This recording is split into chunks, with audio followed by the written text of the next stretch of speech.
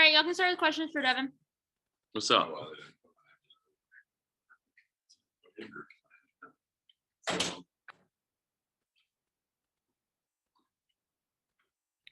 Devin, I can start us off here. How are you doing today?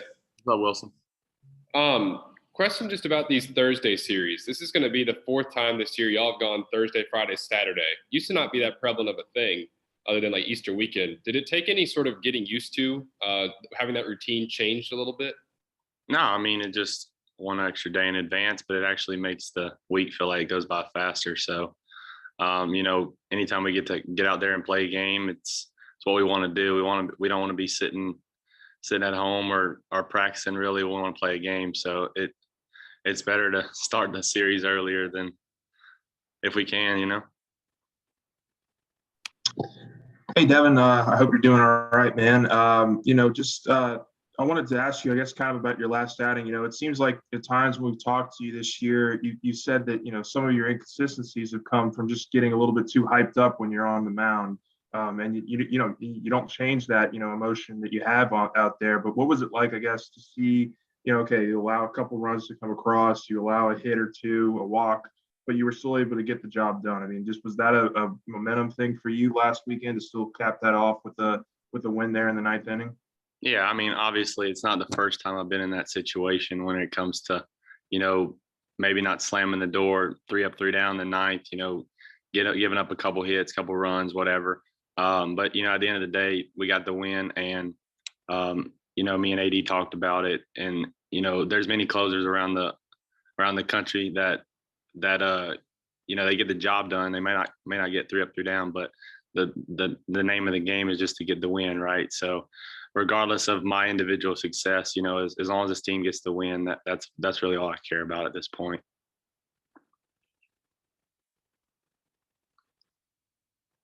Devin, we obviously saw that incredible Matthew Beck moment last night.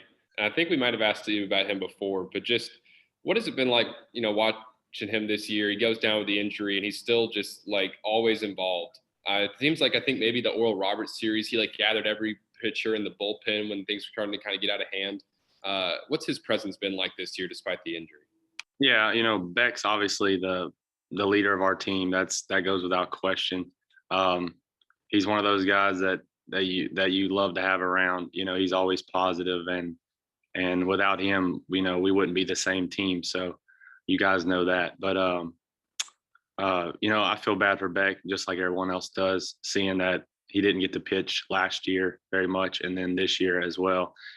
So just really any spark or anything that he can do to have a little fun out there and to keep this team going forward. It makes everybody happy. It makes him happy.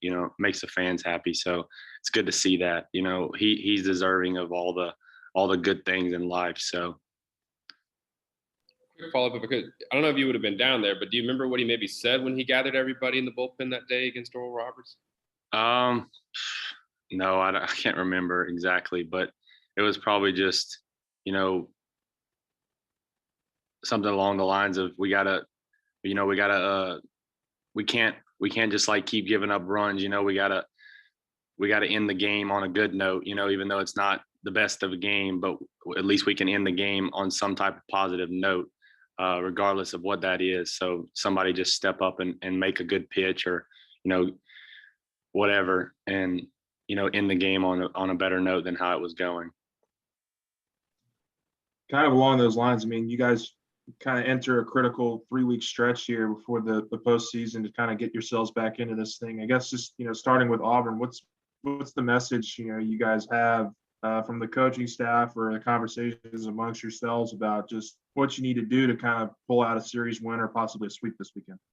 Yeah, obviously you guys know that we try not to look too far ahead. We like to go one game at a time and focus on that. But, if you just look at the big picture for a second and look what we have ahead of us, and we know that we can play with anybody in the country, obviously.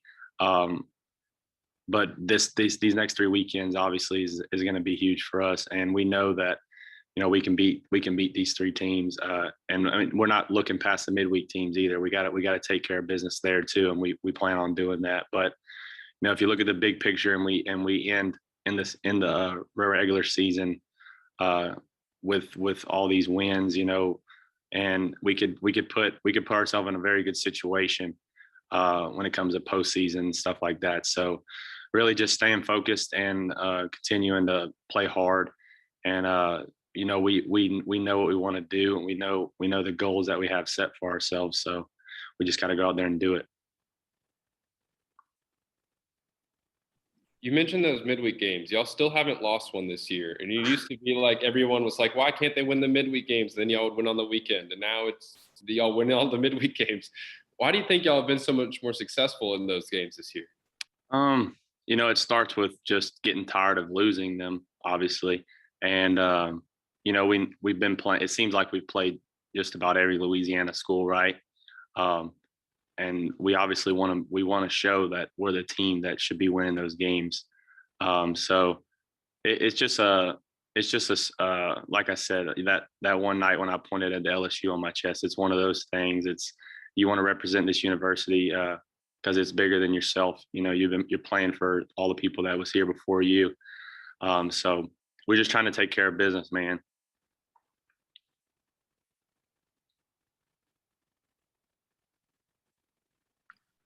Obviously, I mean, not yours to say, who might start this third game this weekend, but if Mikhail does get that chance, it'll kind of be a full circle opportunity for him because he'll definitely start the third game. All right, there it is from Devin Ponda. For him, it would be real full circle coming from that Auburn series his freshman year when he outdueled Casey Mize at Auburn. Yeah, you're not a freshman All-American for no reason. Yeah, were you there that weekend? Say that again, Wilson. Were you there that weekend? When he started against Casey Mize, you said? Yeah. Yeah, I'm pretty sure I was there. Okay. My freshman year at Auburn. Yeah, I was there. What do you remember about that game and what Mikhail did that day? I don't really have a good memory, but he probably had a good game. Obviously, we obviously remembered Casey Mize to come sum up that weekend. It's really all you remember is Casey Mize, but Mikhail obviously probably did a good job. I don't remember.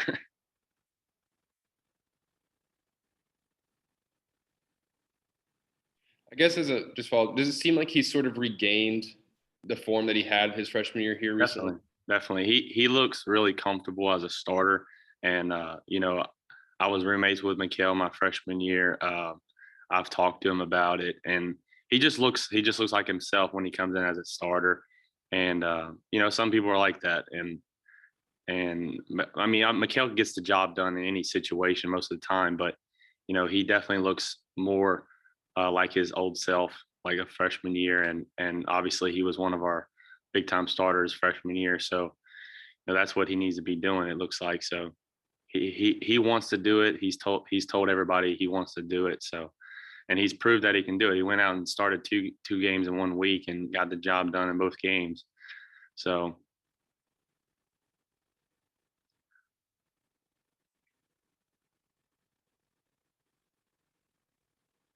what you got, Jacques?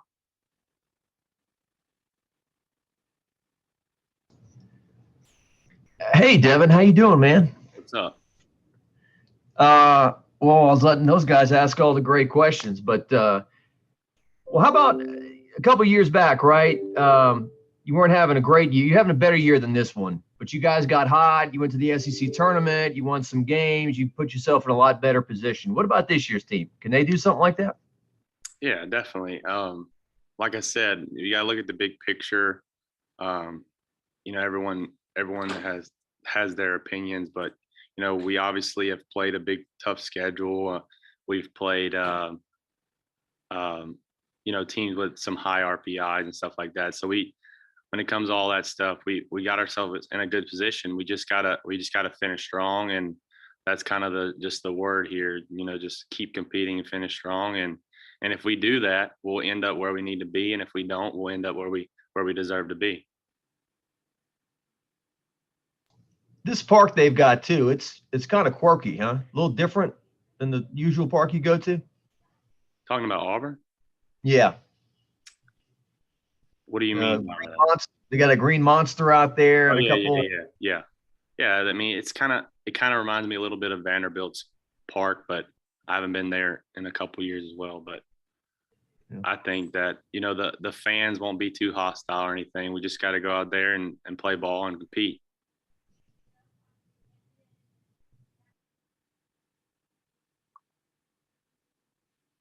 Good. Thank you. Thanks for bringing me out of the bullpen.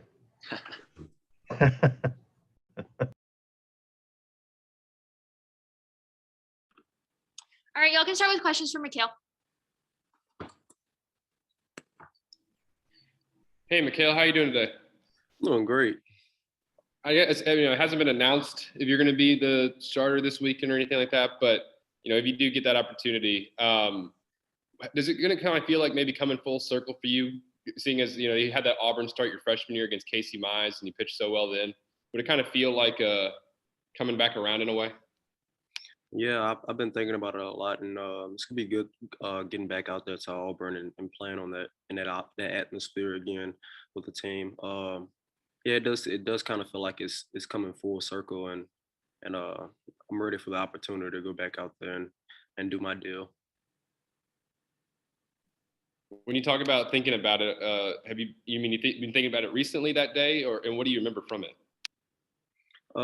Just the electric atmosphere and the SEC, the fan, when going out there to other SEC schools, it's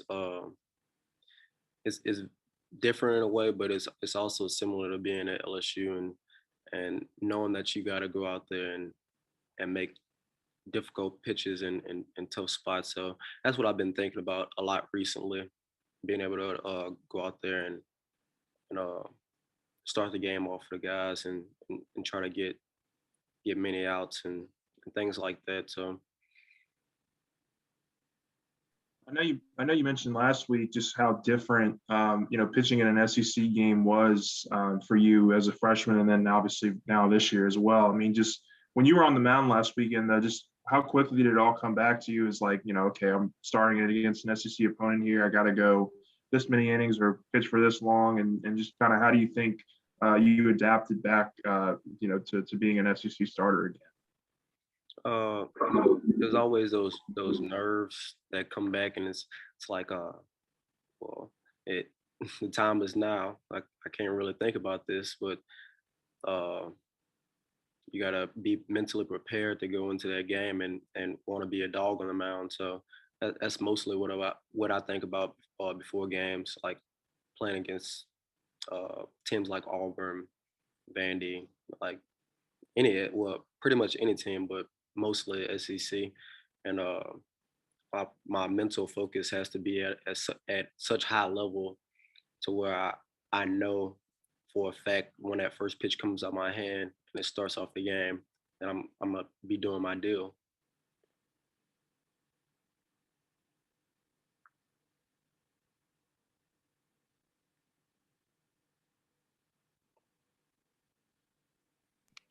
How did you, after that freshman season, where did you sort of envision your career going, and how has it maybe been similar or different from what you thought it was going to be like at the time?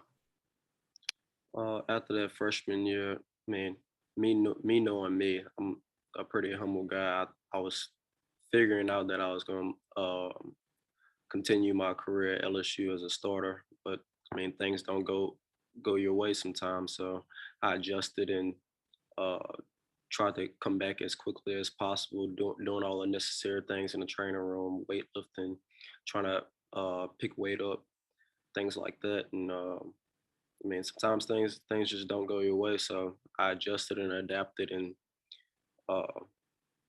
pretty much just went with the wave. I know you battled through some injuries there, I think, in your sophomore and junior year. I don't think you were really 100%, if I can remember correctly, but just kind of talk about when you maybe felt like you were kind of back to being yourself again. I think we asked you about this maybe earlier this year, but I can't remember. But just, I mean, and how does that compare to maybe how you feel now? I was going through phases. I remember my sophomore year coming back. I was, like you said, I wasn't 100%. I still was different, dealing with stiffness in the shoulder, and it was like, you know, coming back on the mound, and it plays its part whenever you're going out there and throwing and pitching on the mound, because you don't want to have that thought in the back of your mind of is it gonna feel good today? Is it not gonna feel good today? Instead of just letting it rip. So that stiffness in the shoulder, the tightness.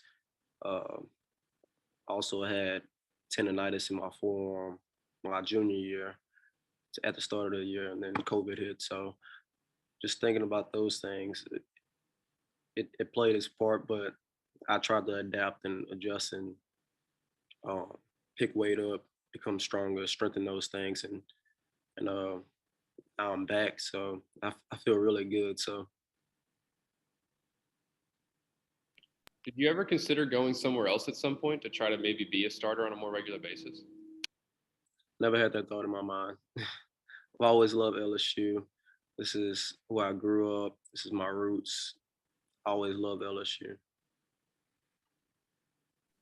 I remember the big hype about you coming into your freshman year was your curveball, but just kind of how have your other pitches kind of developed over the years? I mean, do you feel like you've gotten stronger with your fastball and what I think you throw a changeup too? Is that correct? Yes, sir. I played with a couple of different grips with my fastball, curveball, changeup, and I mean, not so much my changeup. I played around with a few different grips, but mostly my changeup and fastball. Um, if you looked well, if you've seen the games, you can see that I'm like kind of like filling in the glove a little bit and like playing with different things, trying to get on top of the ball a little bit more on my fastball to have that more natural four seam whenever I'm trying to freeze a batter in a 0-2, 1-2 count. And then with my changeup, kind of like slid my hands over a little bit and more towards the two seam part of the baseball, and it's been working pretty well. I long toss with it almost every day, so I've been feeling really good with my changeup.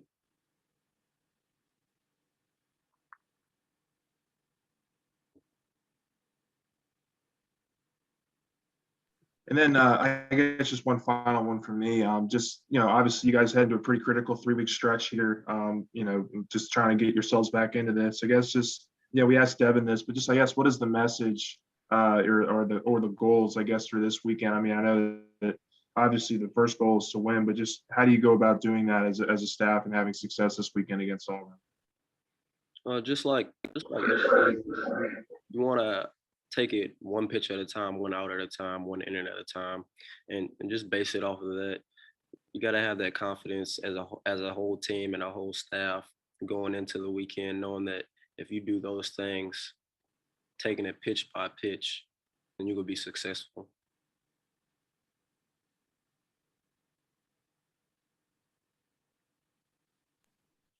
What hold on, I had a question for you that just slipped my mind. I'm sorry about that. I'm gonna ask you about Beck first, real quick. What kind of role I mean, obviously he had that incredible moment last night, but what sort of role or presence has he had in the dugout since his injury? Because it seems like he's still extremely involved in everything that's happening.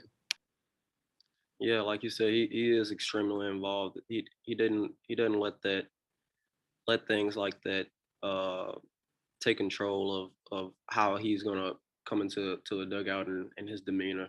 He doesn't show it his body language. He's very strong minded, and that's what you got to do as a team captain and as a good teammate. You don't want to bring that negative energy into the dugout because things aren't going your way. You got to think about the team, and that's what he's been doing. The other question I was going to ask you was, I think I remember us talking about this maybe your sophomore year, how you create such movement on your curveball. Where does it come from? Is it something with like the size of your fingers, if I'm remembering right? Like what makes that happen for you? Yeah, I think I did talk to y'all about that. The size of if you can see, my middle finger is way longer than my pointer finger. So I think that plays its part how my fastball moves also. But I do have an extremely long middle finger, and just throwing my curveball and having that feel for it over the years is it's helped me develop it to such a level. I feel like I'm very comfortable throwing it in a count and using it as a dominating pitch. you say throwing it over the ears. Usually that's a pitch that coaches and stuff try to make, you don't want them throwing it too early in a person's development. When for you, though, did you actually start working with it and perfecting it? If I remember correctly, that was my sophomore year in high school. I first started throwing this type of curveball. I've been thinking of like playing with different grips. Like I've said, I originally didn't throw it like that. It was more like on the inside part of the two seam to the right side, and it was over top. Now I grip it kind of like I'm throwing a axe or a tomahawk, pretty much. So I come over the top a lot more and try to get as much spin, top spin on the ball as I can.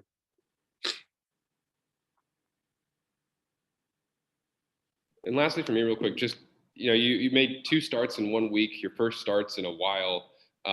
What do you think brought you so much success last week, and what do you think you then need to do to replicate that moving forward? Just staying humble, staying in the game, watching film, knowing how knowing hitters' tendencies. It's all mental things. Staying mentally focused and locked into the game. I think that's going to dictate my success in the future and moving on.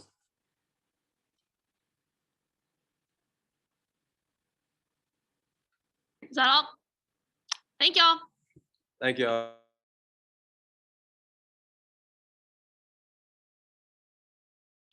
right, y'all can start with questions for Cade.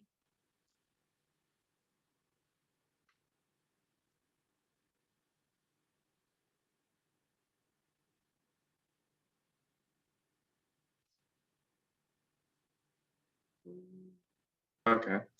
All right. Hey, Cade, just I guess just to start us off, just talk about this weekend. Obviously, it's going to be a critical one for you guys in terms of getting yourselves back up the standings and making a push for the SEC tournament. Just what's the message been like amongst the players and from the coaches about, what you need to do to have success this week against Auburn? Yeah, I mean, obviously it's a big weekend for us, but we're just going to take it one game at a time. That's been a part of the whole mindset of the team throughout the whole year. Just, win each inning, win each pitch. So we're really just going to go in there and try to win, Thursday. And then whenever that works out, hopefully we'll do the same thing again Friday. It seems, pretty consistently or over the last couple of weeks, you guys have really improved, defensively as a whole. I mean, I remember last weekend, you made a bunch of really good plays over at third, and even Zach was over there at second making some big time plays. I mean, just how much do you feel like you guys have grown over the last couple of weeks on defense in the infield in particular? Yeah, I mean, we all feel really confident out there. We've been putting in a lot of work lately, and really trying to perfect our craft. So I think we all feel really confident out there, and, we've been able to make some plays to help the team win. And I guess you wouldn't have, been playing a whole bunch of Friday through Sunday typical SEC series, with the shortened season last year. But all of a sudden, y'all are playing a lot more. They start on a Thursday. Does it change anything what y'all do during the week when a series starts that day earlier like that? Not really. I mean, we just get our work in every day. I mean, sometimes we'll maybe limit practice since we have a short turnaround, but it's usually the same thing. Just trying to get better every day. So.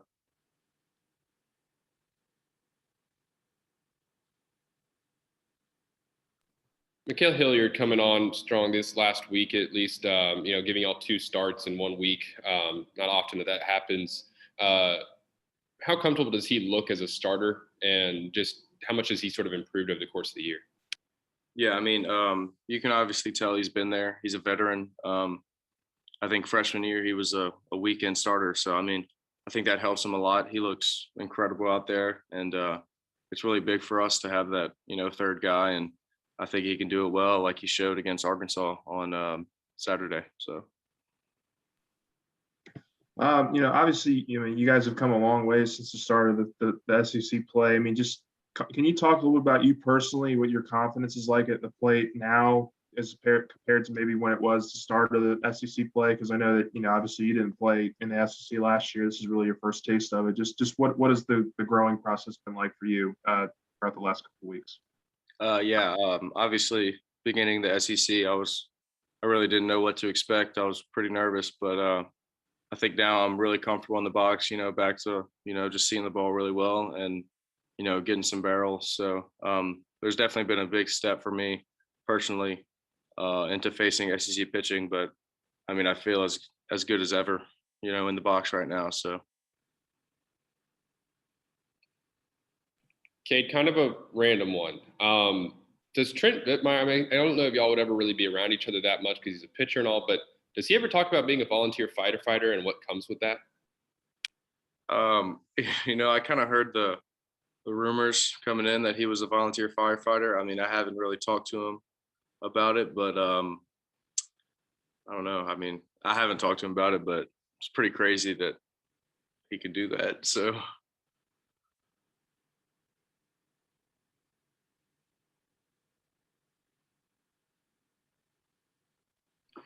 You all obviously, we sort of mentioned a minute ago, got to make this final push here down the stretch, but at the same time, y'all have been more successful, really looking at everything one game at a time. How do you balance knowing what you have to do big picture with still taking that a one single day approach?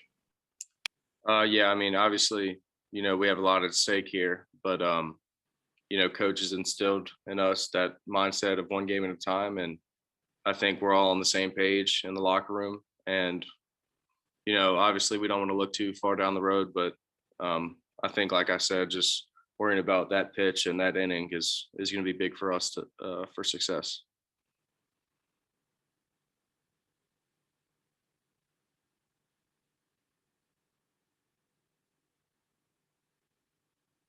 Any more questions for Cade? Thank y'all.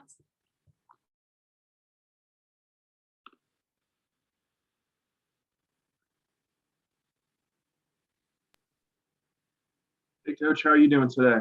Morning, afternoon, I guess. Yeah. So I don't really want to throw anybody under the bus, but we might have just gotten a little hint that Mikhail might be starting this weekend. Is that true, or is that still a TBD thing in terms of the third starter? Yeah, I guess I was just told that by somebody else. That is absolutely not true. So whoever said that is definitely speaking out of line. Nobody should have even really asked the players that question because they don't have the authority to answer that kind of question. So game one starter will be Landon Marceau. Game two starter will be AJ Labus, and game three starter will be to be announced. It's quite possible Mikhail Hilliard will be used out of the bullpen in game one or game two. Yeah, well, I guess just kind of talk about that. I mean, obviously he had, 2 starts last week, looked pretty solid as a whole. I mean, just what did you like from him last week that he showed you that would warrant him possibly getting a start this weekend? Glenn, it's not that he's not capable of starting game three. It's just that we're going to play him one game at a time. And if we need Mikhail Hilliard to try to win game one or game two, we're going to use him then. It's not a factor of whether or not he's good enough to start game three. He's obviously good enough to start game three, and we would use him as the game three starter if he hasn't been used in game one or game two. But we're not going to save somebody for game three if we have a chance to win game one or game two, and he's the best available guy to help us do that. Why lose game one or game two and save a guy for game three? It just doesn't make any sense to do that. We're not exactly in a pinnacle position to let's just save our better pitcher for a game down the road and blow a game earlier when you have another guy waiting in the wings. We're just not in that position to do that. So 18 to 22-year-olds don't quite understand those situations as much as 64-year-old coaches that have been through the grind a few times. So that's why I get asked those questions and not the kids. Paul, when y'all, obviously big picture, y'all know what you have to do, but you're also still trying to take everything, like you said, one game at a time because you just got to kind of chip away at this thing. When you talk, how do you kind of handle that, balancing that approach when you talk to the players and when you coach this team? Well, I as I mentioned yesterday after the game, I did talk to the team before the game yesterday, and I don't often talk big picture with them, because, you know, when you have a tough game, if you look too far down the line, it demoralizes the team. You know, if you say, oh, we need to win this series, and then you lose the first two games of the series is over. Then they have no motivation in game three. That's the problem. You know, that's why I don't talk about winning series or, you know, sweeping series or having to do whatever. You just got to take them one game at a time. But, you know, I was worried about the players dealing with the disappointment of not winning the series against Arkansas. And really the truth of the matter is we're at that point in the season now where we have to win series if we want to get in the NCAA tournament. That's the reality. That we're 3 weekends to go, and if we want to get into the NCAA tournament, we have to win series. And I thought yesterday was a good time to show the team the big picture. This is how it works, guys. Okay, I've been around a long time, and this is the way it works. Our RPI is good. RPI is 24. Strength of schedule is good. It's 1 or 2 in the country, but we've won 2 series. Okay, now we need to win some series. We have 3 series remaining. If you dream, and we were successful in these last 3 weekends, and you won half your 10 series, and you end up with 13 or 14 wins in the league with a good RPI around 20, or maybe even better than that, and a strength of schedule, that can get you into the NCAA tournament. You say things like that to motivate your team, to make them understand that goals are still attainable. And it's a source of motivation to show the players that, look, it's been a tough year. It's been a grind all the way through, but at the same time, all is not lost. It's still, with 11 games going into yesterday, with 12 games to play, we can still salvage something. And I told them, you know what, look, it's not inconceivable. We could still finish 6th in the league. You know, a lot of things can happen in this league over the last 9 games. And one year, Vanderbilt won the national championship, finishing 6th in the league. So, you know, you try to inspire your team with a big picture view of it once in a while. But I just thought this was the right time to do that. You know, you can't do that all the time, because it can have the adverse effect. All of a sudden you drop a tough game, or drop 2 games in a row in a weekend, and all of a sudden, well, Sunday's game doesn't matter anymore. Well, it does matter, because there's still so much baseball to be played. But I thought going into this weekend that the big picture would probably be a more motivating factor for our team, for them to understand that we are still playing for a lot. There's a lot to be gained if we can get the job done this weekend. But that doesn't mean, you know, if we win 1 out of 3, that all is lost. You can make up for that by sweeping another series. You can make up for that, you know, by doing something extraordinary. You could get into the SEC tournament, win the SEC tournament. I mean, you know, it doesn't always get mapped out exactly the way people want it to be mapped out.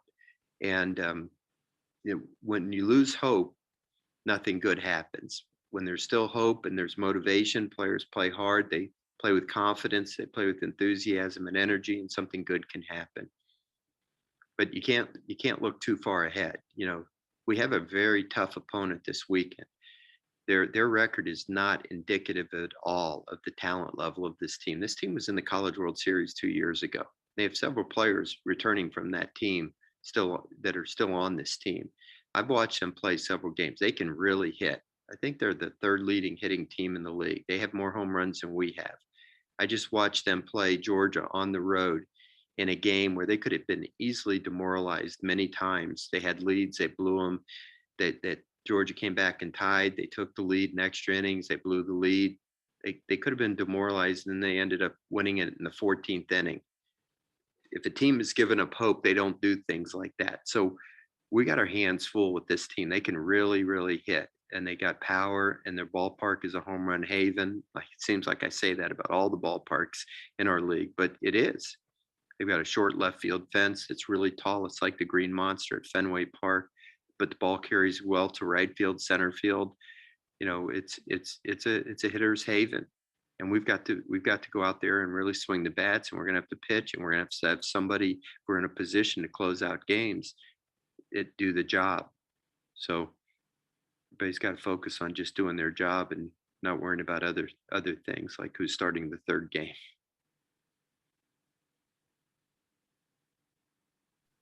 Coach, just how much, I know coming into the season, there was questions about the defense on the infield, but how much growth have you seen those guys make, over the last, month or so? It really seems like everyone's kind of chipping in and making some strides. Just what do you think about the defense and how they've grown over the last couple of weeks? Well, I think first base has been solid all year. I felt going into the year that our first baseman was going to be extraordinary, and I think he's shown that consistently throughout the year. Our shortstop has been, I don't know where we'd be without him, frankly. That was probably my biggest concern going into the season. And I think Jordan Thompson has evolved into a premier shortstop in the Southeastern Conference, and he's going to continue to get better. And I feel like his offense, it really has been just icing on the cake. And he's done a good job offensively for us. I was just happy if he'd make the routine plays at shortstop, and I think he's done way better than that. And then on top of that, he's done some really good things offensively. Listen, he's been tremendous, way better than I could have even hoped. I didn't even think he'd be our shortstop, in all honesty. And now he's turned out to be really outstanding, and he's going to continue to get better. And then the move to put Cade at third base, I think, has paid huge dividends. I think Cade can be better, but I think he's worked really hard and done a really good job there. He can be better though. I think for the first time, really, I shouldn't say this, but I shouldn't say for the first time in his life, because I haven't known him his whole life, but he's always been known for his bat. Let's put it that way. But maybe for the first time in his life, he's had a coach that really is demanding of defense, and he's worked extremely hard at his defense. And he's not perfect, certainly, but his defense has made huge strides, and his arm's gotten better. It's been a little bit erratic, but not as erratic as it once was, and his hands have improved. I think he's done a pretty good job for us at third base. Could have been a lot worse. Second base has not been phenomenal for us, but it's been okay. I think we've tried 3 different guys there, and they all have brought different things positively to our team. I think probably if you rated him defensively, Collier probably has brought the most range and sure-handedness throughout it. But Zach has probably brought the most offense, but I think Bianco has probably brought the most grittiness. And we've tried them all, and they've all brought certain assets to us.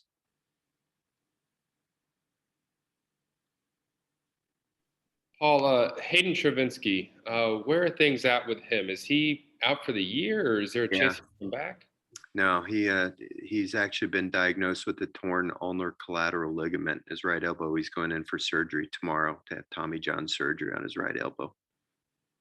When did that pop up? Is that a product of the stress reaction? There's no way of knowing. Yeah, it was. I forget what the last series was that he played. Do you remember, Wilson?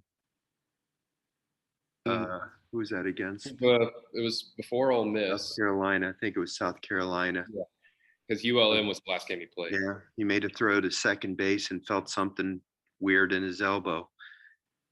Catcher, who would have ever thought? He had that stress reaction, and it took months of rehab, and he was feeling better and better and getting stronger and stronger. He made a throw to second base, felt something weird in his elbow. And we rested it, and and he ended up having an arthrogram after we took him to Ole Miss, but when we got back from Ole Miss, he was unavailable against Ole Miss, even though we took him on the trip. He was able to hit, but we didn't end up using him. And then on Monday, we had him get an arthrogram on his elbow, and it showed a tear in the ligament. So, he looked at all his options and finally decided that he was going to go ahead and have the surgery. So he's having the surgery tomorrow. And it's the same surgery that Jaden Hill and many pitchers have when they tear a ligament, the ulnar collateral ligament in their elbow. So he's having it tomorrow. Yeah, pretty sad. I guess that puts a lot on Alex Milazzo the rest of the year. It has been since the Ole Miss series. Yeah, he's been a horse since then. That's why I get him out of the games when I can. To save as much as I can of the wear and tear on him. And that's why you've seen Jacob Wyeth and Braden Doty get in there as frequently as I possibly can put him in there.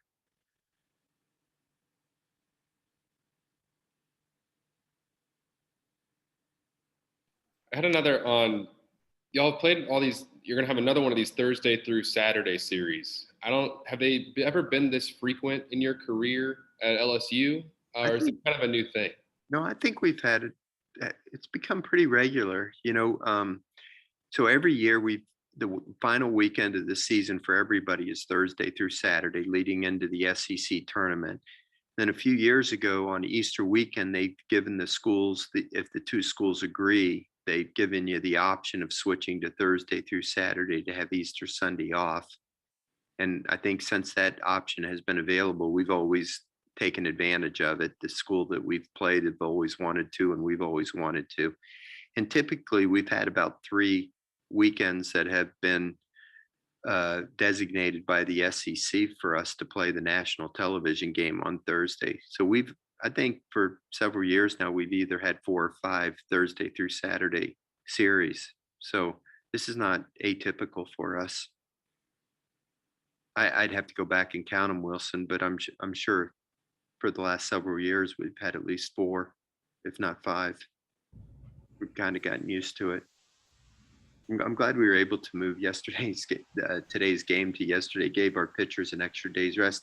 It wasn't by design, but we had moved Sunday's game to Saturday because of the strong threat of rain. It rained all morning, and then it was beautiful in the afternoon, so it really wasn't necessary to do it. And then Southern did the same thing, with their series with Arkansas Pine Bluff. They moved their Sunday game to a doubleheader on Saturday. So I reached out to Chris Crenshaw on Saturday morning and said, hey, I see where you moved your game from Sunday to Saturday as well. And now I'm looking at the forecast for Tuesday, and it looks very bad. Would you have any interest in moving Tuesday to Monday so we can get the game in? Because we're leaving Wednesday. We can't move it to Wednesday. And he was like, yeah, sure, of course, I'm all for it. Let's get the game in. And I think it actually was beneficial for us because it gives those pitchers that we use an extra day's rest going into the Auburn series anyway. So yeah, it's kind of just backed the whole week up by a day. When y'all are playing like you maybe have in the past and are right now, like a Friday, like it kind of back and forth, Friday, Thursday, how does that affect how you sort of manage things week to week when they're sort of flip-flopping back and forth like that? I don't think it has that great of an effect, Wilson, really. The starting pitchers, normally work with a 6-day off routine. So it changes to a 5-day off routine. I think it's a slight adjustment, but it's not that major of a deal for them. 6 days off between starts is rather lengthy. So going to a 5-day routine, from all the input I've received from pitchers through the years, it's not really been that big of a deal for them. So I don't ever remember us, unless a guy was, sore and injured or whatever, then he's never really had to, get pushed back or anything. So I don't think that we've really had to manage it much differently at all.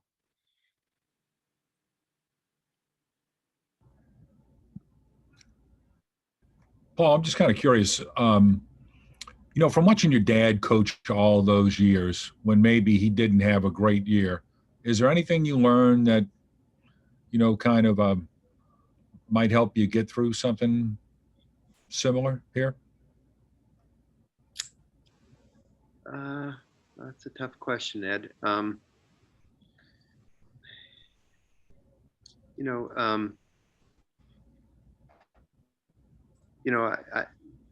all I can say is this. I went into coaching for the right reasons. That's one thing my dad taught me. You go into coaching to work with young people. I know it sounds corny, but that's what you do it for. You go in to help them, prepare them for life after baseball, to teach them what it takes to be successful in life, and to teach them life lessons, and to impact the way that they go about life, and when things are tough, that they still believe in themselves and fight through tough times. I don't know, maybe your life has been perfect. Mine hasn't. Most people's lives are not perfect, and they're gonna have potholes along the way. And when you have those tough times in life, sometimes you can reach back into your experiences that you've had when life wasn't perfect, and realize that it's not the end of the world. You find ways to navigate your way through the tough times in life. And it might have been, in these kids' case, when they're older, they'll look back and say, hey, I remember when we struggled through a season, and we found a way because we kept believing in ourselves, and we kept fighting. And maybe it was hard, but we kept fighting, and then we accomplished something. And the season isn't over. It's been tough. I'm not going to deny that. There's been some heartbreaking losses. There's been some difficulties, but the season isn't over yet. There's 3 weeks to go, and if we can finish with a flourish, it'll show these kids what I've preached to them all the time, that it's easy to believe in yourself when things are going good. Believe in yourself when the chips are down, and that shows you that you have something special about you. And the tough times, they don't last, but tough people do. You've heard that said a million times. And if we can salvage something out of this season, then it'll be something that'll stay with these kids for the rest of their lives. And sometimes those are the most special memories that people have. Not necessarily national championships, but sometimes fighting their way through adversity to accomplish things that maybe the masses don't appreciate, but the people that are in the trenches appreciate, because they know how hard it was to accomplish it. And that's what we try to do. That's how you try to get through a difficult season. And listen, everybody's had them, Ed. I mean, no, name me the greatest coaches in history, except for maybe Kim Mulkey. They've all had them. Look at Mike Krzyzewski this year. What was his record this year? 13-11 or something like that.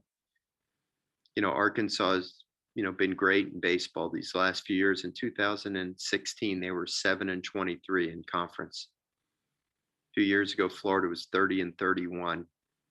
I mean, I know these programs are great programs, and they Augie Garrido has had some really tough years at the end of his career. Everybody's had them. Tommy Lasorda had a couple of really tough years in his career. I remember him, believe me. I lived them with him. I remember my dad's last season my dad never had a losing season in his life, and he had to win the very last game of his career to avoid having a losing season in his last year. I woke up that morning of his last game of his career. I was most nervous I've ever been for my dad. He had to win the last game he ever coached to avoid having a losing season in his last year of his career.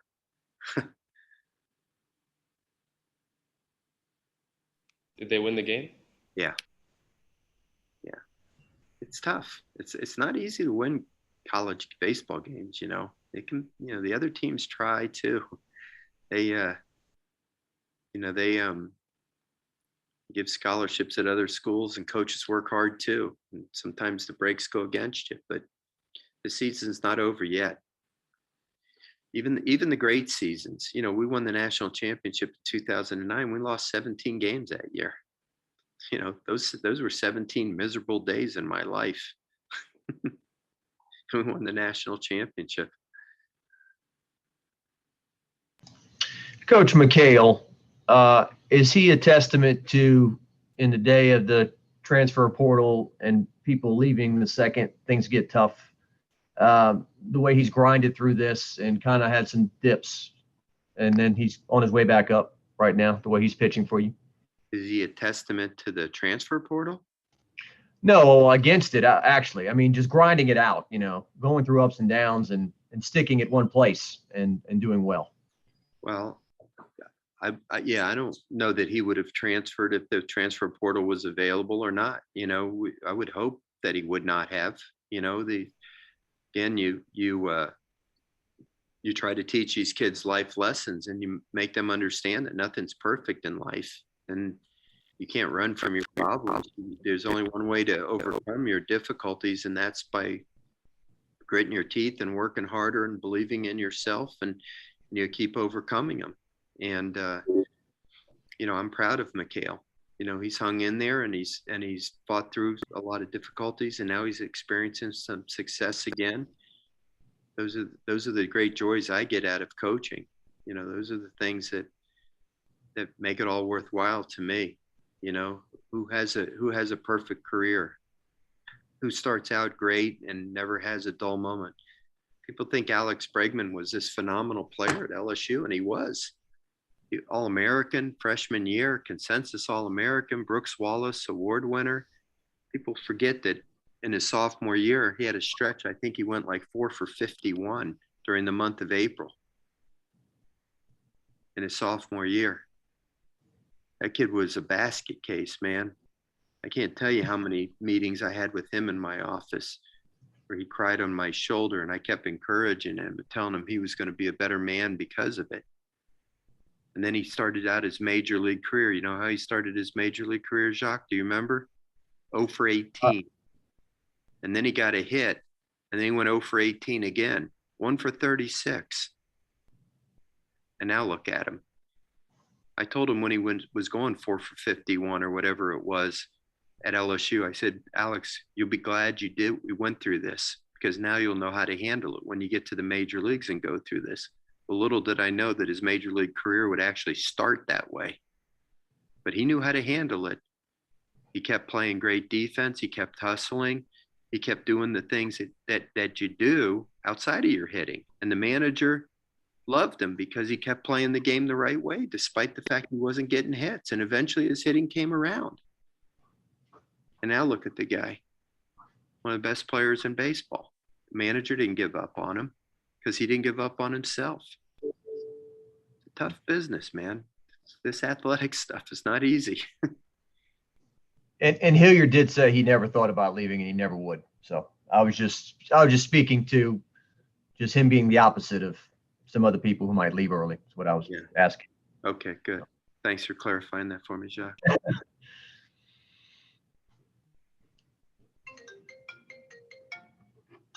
Okay. Anybody else? Do we have time for a couple more, or do you got to run? No, I'm good. Yeah. Wanted to ask you a couple follow-ups on Beck. Going back to, I think it was maybe the fall of his sophomore year, maybe. You, I think, approached him about maybe going somewhere else. His velocity was kind of down, if I'm remembering right. What were those conversations like? What was his pitching like at the time that maybe you thought he needed to pursue a different opportunity? He told you that? I remember Luke wrote about it a while back. Yeah. Okay. Well, Wilson, what I do with kids is I'm very honest with them. And, you know, at the end of the fall semester, I sit down with them and I evaluate where they are in their status within the program, you know, where they are on the depth chart and so forth, you know, because in some cases, it's not running away from their problems. In some cases, they have to make educated decisions about what's best for their own career. You know, a lot of kids come to LSU and that's shooting for the moon. You know, I want to try to play in the best baseball program in the country. I want to challenge myself against the very best and see if I can play at the highest level. And sometimes they find out that, you know what, I took my shot at it. I'm not quite good enough to be here. I can go somewhere else where I can get an opportunity to play, and that's okay. And I'd rather get a chance to play somewhere else than just sit on the bench for 4 years and really not get an opportunity. I don't think that's running away from their problems necessarily. It's when a coach is just being honest, and it's not the coach is running the player off either. He's just having an honest conversation where the player's situation is. And I always loved Matthew Beck. I kind of overheard a little bit. I was doing the radio show last night. Somebody was asking about his high school career. Matthew was a great high school quarterback. He was very humble when he was answering those questions. I want to say he threw like 40 touchdown passes his senior year in high school. And he was a really good shortstop. And he hit 430, and his second baseman on that team was, Matthew's 6'7", the second baseman was 6'5". They had quite a double play combination at I think it's Ash High School, if I'm not mistaken. Bill, Alexandria, right? Yeah, it was in Alexandria, but it was Alexandria Senior High. Yeah. Oh, Ash High School, right? Yeah, Ash High School. So, he's a great athlete, Matthew. He could play high school. Could play college quarterback somewhere. So anyway, but he didn't throw exceptionally hard, for a guy with that kind of frame. And at the end of the fall, I sat him down and I said, Matthew, I don't know how much opportunity you're going to get to pitch. And if you want to go somewhere where you get more of a chance to play, I would certainly understand. And he took that as a challenge. And he said to me, he says, no, I know I can play here. I know I've got more in me. And I'm not going anywhere. I'm gonna prove to you I'm good enough to play here. I love it when a kid says things like that to me, and I knew right then and there that Matthew Beck had something special about him. And I wanted him to prove it to me. I wanted him to prove to me that he had more in the tank. And he did. He went out there that spring and he became a vital pitcher for us, and he did the rest of his career. Just look at his numbers. He became a guy that we could count on, and he had a tremendous career here. And that challenge that I gave to him that day is something that he'll never forget. And it helped him grow, and it built confidence in him. It made him tougher, and it made him a more confident human being. And those kind of things will help him later in life. And that's what I'm talking about. I wasn't being mean. I wasn't being nasty to him or anything. I really was just being honest with him. But because I was being honest with him, he took it as a challenge, and he went to a level that maybe he didn't know he even had in him. And it brought out something in him that he maybe wouldn't have brought out had I not challenged him to go to. And I just, that's why I love the kid. I'd take a bullet for the kid because he took the challenge and he responded to it. And we have a wonderful relationship because of it. This year, he's even went on the road trips, I think he said, to Tennessee and Kentucky. Was it just important to bring him, even though he couldn't pitch at that time, because of the leadership and those sorts of things that he was providing to the team? And he's going with us to Auburn as well. Yeah. Just because his presence means so much to the team. I don't often in my career take a kid that can't participate in the games just because of his presence being that important. But in this case, I mean, you talk about the guy that's wearing number 8. I just feel like it's so important to have him there with us. And here's a kid that's back, for a 5th year. And I just feel like he just needs to be there with his team, even if he can't participate. That's all for me. Thank you so much for your time, Paul. Okay, Wilson. Anybody else? Okay.